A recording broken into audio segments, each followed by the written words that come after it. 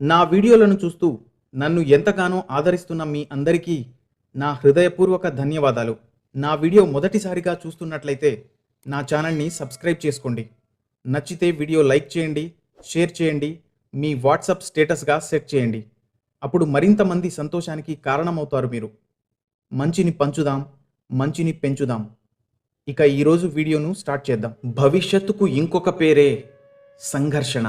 హృదయంలో ఏదైనా కోరిక జనించి అది అసంపూర్ణంగా మిగిలిపోతే ఆ హృదయం భవిష్యత్ ప్రణాళికలు వేస్తుంది. భవిష్యత్తులో తన కోరిక నెరవేరుతుందనుకుని కలలు కంటూ ఉంటుంది. కానీ జీవితం రానున్న భవిష్యత్తులోనూ లేదు, గతంలోనూ ఉండదు. జీవితం అన్నది ఈ క్షణంలోనే ఉంటుంది.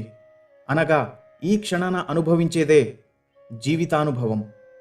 మనకి ఈ విషయం తెలిసినప్పటికీ ఈ చిన్న సూత్రాన్ని కూడా మనం అర్థం చేసుకోలేం.